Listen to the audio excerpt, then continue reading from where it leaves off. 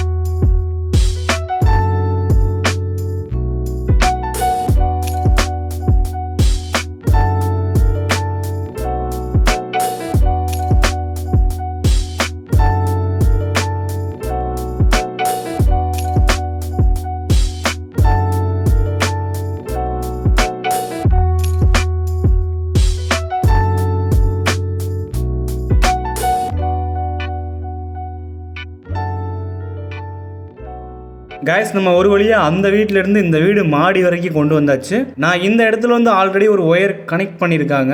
So நான் வந்து அதுலேயே இந்த ஒயரை கொடுத்து கோர்த்து ஒரு கம்பி போட்டு நான் டைட் பண்ணிட்டேன். இப்போ இதுக்கு நேராக கீழே பார்த்தீங்கன்னா அந்த விண்டோ இருக்கு. அந்த விண்டோக்குள்ள கொடுத்து தான் நம்ம வந்து ரூம்குள்ள எடுக்கிற மாதிரி இருக்கும். ஸோ நான் என்ன பண்ணிக்கிறேன், இந்த ஒயரை வந்து வெளியே வந்து தொங்க விட்டு போயிடுறேன். உள்ள ரூம்குள்ள போயிட்டு விண்டோ வழியா கையை விட்டு அந்த ஒயரை இழுக்க போறேன். மேலே மாடியில் என் தம்பி நிற்கிறான். விண்டோக்குள்ள கையை விட்டு இந்த ஒயரை நம்ம வெளியே எடுத்துக்கலாம். அப்படிதான் லைட்டா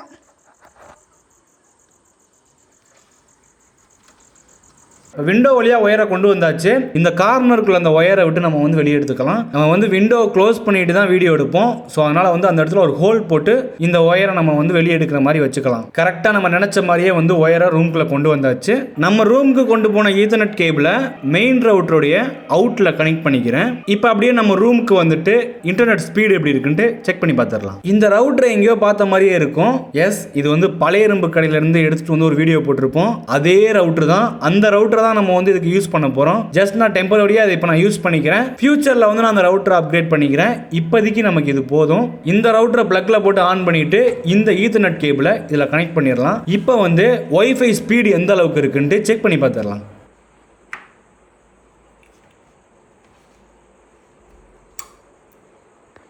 நான் அந்த ரவுட்டர் கன்ஃபிகரேஷன்லாம் எதுவுமே பண்ணல.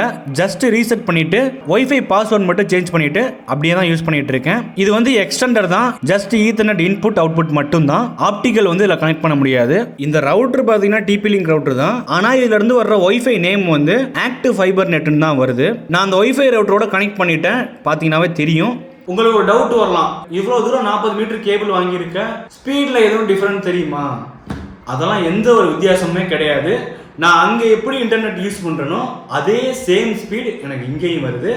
சேம் 40 Mbps வந்து எனக்கு கரெக்டாக பக்காவாக வருது. நீங்கள் அந்த கிளிப்லேயே பார்த்துருப்பீங்க. டக்குன்னு வந்து ஒரு 60 Mbps போயிட்டு அதுக்கப்புறம் தான் வந்து 35 Mbps வந்து நிற்கும். ஸோ அதனால் வந்து எனக்கு ஸ்பீட்லையுமே வந்து எனக்கு எந்த ஒரு டிஃப்ரென்ஸும் கிடையாது. அங்கே எப்படி நான் யூஸ் பண்ணுறேனோ அதே சேம் இன்டர்நெட் ஸ்பீடை நான் இங்கே யூஸ் பண்ணுறேன். நண்பா, இங்கே பார்த்தீங்கன்னாவே தெரியும், பின்னாடி வந்து இந்த அட்டைப்பொட்டிக்கு பின்னாடி வந்து விண்டோ. அந்த விண்டோவில் வந்து சின்னதாக ஒரு ஹோல்ஸ் போட்டு நான் அந்த ஒயரை உள்ளே கொண்டு வந்துட்டேன். விண்டோவையும் க்ளோஸ் பண்ணிட்டேன். அப்படியே நேராக பார்த்தீங்கன்னா பின்னாடி போய் இந்த ரவுட்டரில் கனெக்ட் ஆகுது இந்த வெள்ளை கலர் ஒயரு. இதுதான் பார்த்தீங்கன்னா ரவுட்டருக்கு இன்புட். அப்படியே இங்கே பார்த்தீங்கன்னா ஈத்தர்நெட் கேபிள் மூலியமாக நான் வந்து பிசியில் கனெக்ட் பண்ணிட்டேன். இதை கனெக்ட் ஆகிருக்கு பாருங்கள்.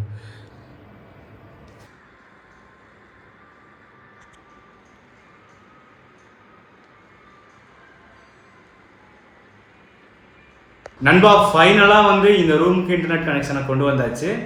ரொம்ப நாளாக ட்ரை பண்ணிகிட்டு இருக்கேன் இந்த ரூமுக்கு எப்படியாவது இன்டர்நெட் கனெக்ஷனை கொண்டு வந்துடணுன்ட்டு. இதுக்கு ஆன செலவு பார்த்தீங்கன்னா ஈத்தர்நெட் கேபிள் ஒரு 900 ரூபா வந்தது. ரவுட்ரு எக்ஸ்டெண்ட் பண்ணுறதுக்காக அந்த ரவுட்ரு ஒரு 1000 rupees வரும். ஏன்னா நான் வந்து அது பழைய இரும்பு கடையிலேருந்து எடுத்து வந்த ரவுட்ரு. எனக்கு வந்து அந்த ரவுட்ரு காஸ்ட் வரல. ஸோ நீங்கள் இந்த மாதிரி பண்ணும்போது ஒரு ரவுட்ரு காஸ்ட் வந்து ஒரு 1000 rupeesக்குள்ளே வரும். ஆக மொத்தம் ஒரு 2000 rupees செலவாகும். அதுவும் வந்து ஈத்தர்நெட் கேபிள் வந்து உங்களுக்கு தகுந்த மாதிரி டிஸ்டன்ஸுக்கு ஏற்ற மாதிரி தான் வரும். அந்த வீட்டிலேருந்து இந்த ரூமுக்கு கொண்டு வர்றதுக்கு 30 மீட்டரே போதும்னு நினைக்கிறேன். 30 மீட்டரே போதுமானது தான். பட் தெரியாமல் நான் வந்து 40 மீட்டர் ஆர்டர் பண்ணிட்டேன். அது நமக்கு நிறைய மிச்சம் கிடக்குது. அது எதுக்காக நமக்கு யூஸ் ஆகும். கண்டிப்பாக நம்ம ப்ராஜெக்ட்டுக்கு எதுக்காக நமக்கு அது வந்து யூஸ் ஆகும். அது ஒன்றும் பிரச்சனை இல்லை. நீங்கள் இந்த மாதிரி பண்ண போகிறீங்கன்னா கரெக்டாக வந்து அளந்துட்டு அதுக்கப்புறம் வந்து ஈத்தர்நெட் கேபிள் ஆர்டர் போடுங்க. எனக்கு வந்து ஈத்தர்நெட் கேபிள் வந்து ஒரு 600 முடிஞ்சிருக்கும். நான் தெரியாமல் ஆர்டர் போடுறதுனால 900 ரூபா வந்துருச்சு. நமக்கு வந்து ஸ்பீட்லேயுமே எந்த ஒரு காம்ப்ரமைஸும் இல்லை. ஸ்பீடும் பார்த்தீங்கன்னா அங்கே எப்படி நான் யூஸ் பண்ணுறேனோ அதே சேம் ஸ்பீட் நமக்கு வந்து இங்கே வருது.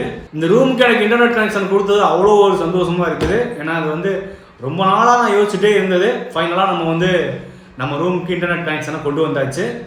நான் வாங்கின ஈத்தர்நெட் கேபிள் ப்ளஸ் ரவுட்டர் ரெண்டுத்தோட லிங்க்கும் வந்து வியூ ப்ராடக்ட்டில் இருக்கும். வேணும்னா பர்ச்சேஸ் பண்ணிக்கோங்க. டாடா.